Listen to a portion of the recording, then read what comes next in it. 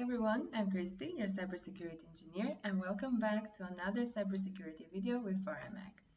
Today we will be discussing a very common topic that I'm pretty sure that at least once in your lives you have asked this question about yourself. And the question is, what kind of information can we find about ourselves online? And is there any tool or anything that can help us to actually figure out what kind of information is circulating about us on the internet? Well, here's the thing. It's pretty simple actually, and there are so many tools out there that can help you out with this question. So follow this video till the end so you can find out. Well, internet is a very large network, and the probability of us finding information about us, about ourselves online is quite high, because we're not only talking about the first surface of the internet, which is our regular everyday search, but we're also talking about different information that we can find about ourselves on the deep web and also on the dark web in some worst cases. So we're talking about a lot of information that we have perhaps agreed to actually have it exposed, or in some cases, the worst cases, that we do not know that that information is being spread about us online. But don't worry, because there are a few tools that I can help you with it, that you can actually try to search your name and see what kind of information will come up that is being circulating online.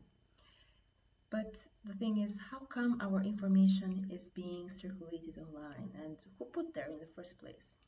Well, here's the thing. There are some different people, data brokers, which are different organizations that actually create profiles about us with information about us. Even in some cases, if this is not automatically generated by different softwares, there are people, data brokers, that can actually manually put information about us and create full-on profiles. But in these cases, who actually told them to collect this information? Because it depends on the certain times you can even agree to that information, but on other cases you get surprised when you find different information about yourself online, just circulating basically on the internet.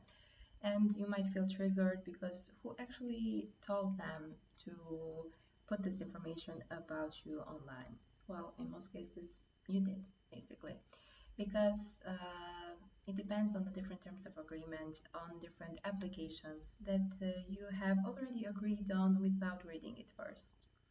I know it's very triggering, because those type of terms of agreements and conditions on different applications or websites, most people tend to overlook at and not to actually read it. But there are different websites, different apps, applications that can even mention the usage of your data. And in some cases you are even agreeing to it to be used by the application, or to be sold to another third-party vendor, or let's say to a third-party organization, and take the data and create profiles about you. A few accurate websites that you can actually have a search about yourself by just putting your first name and last name or your email addresses are People Finders, that has very accurate information and very accurate profiles created about you. Another thing would be Truth Finder.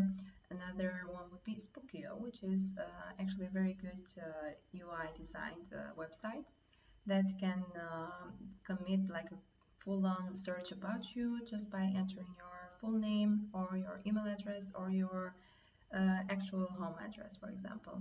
And it can even lead to you in creating a full-on report about information that you have, that even can go into the secondary category of information that can gather about you. Because the first one would be your name, your last name, your gender, your phone number, your email addresses, but the secondary information is information which is related to your family, to your salary, to the job position that you currently have, to the home address that you have currently or you used to have, and even in some cases, even if you have like criminal records, it can show it to you.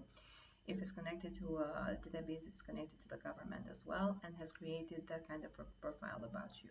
If you cannot find information about yourself in this kind of websites, then you can always try to switch search engines. For example, don't always search on Google, try to search on Internet Explorer, try to search on the Firefox, Mozilla, and so on. Just try to do different type of searches on different search engines and just see what kind of information is being exposed about you.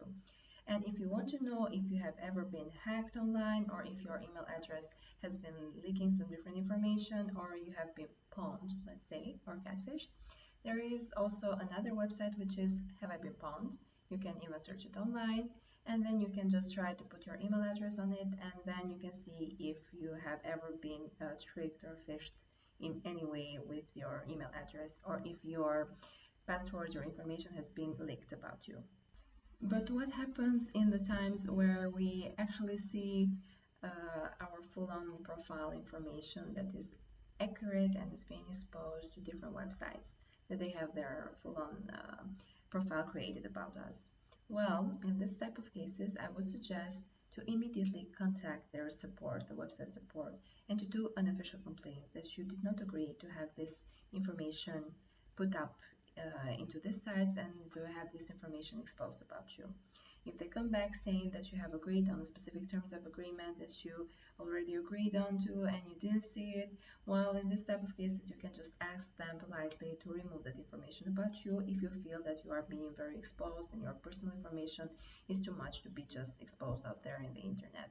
And most probably they will comply and they will just take it down immediately from their website. But this is the part where I always say we have to be very proactive in the future.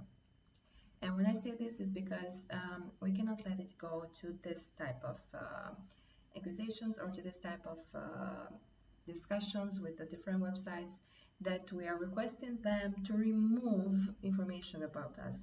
It's better to be proactive, meaning that we shouldn't let this happen in the first place.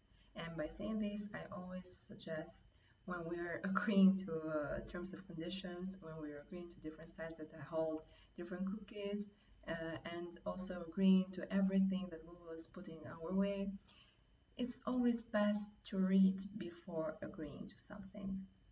The same thing happens with contracts in real life, like physical contracts. Why shouldn't it be happening the same thing online as well on terms of agreement? If we are signing that, we are also signing away our privacy. This is why we have to be extremely careful. And another thing that I would suggest is about social media. Always tend to be more private on the information that you share. Because a little bit earlier I mentioned that there are some data brokers that can even manually put information about us in order to create the profile, because it's their job basically. And if they want to add more information about you, there are some cases that they can even go online, search you, like we tried to do it a little bit earlier, and then they will find different social media information about you and just gather the information and put it on their profile that they have created about you already, and just add information more to it. This is why we have to be extremely careful about everything that you are posting online, because it's basically, I don't want to say an open invitation, but it's already there for everyone to see. This is why we have to be careful what we post.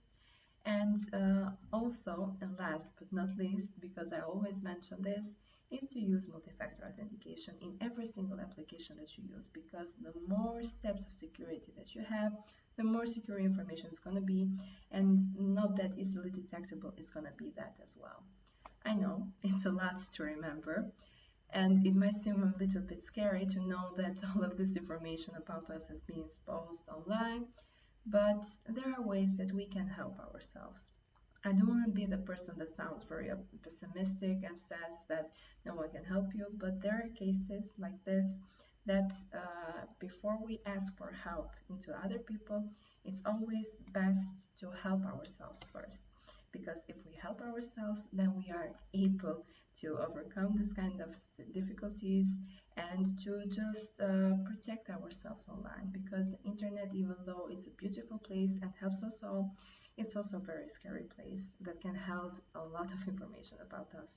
This is why it's always best just to be safe and just to take proactive measures in order to protect ourselves online. So this was it. This is the end of our video for this month. If you have any other suggestions or relatable topics or even technical topics that you would like for us to describe or discuss about, please feel free to write us a message and we will be happy to comply next time. Thank you so much for staying until the end of this video, and see you next month. Bye!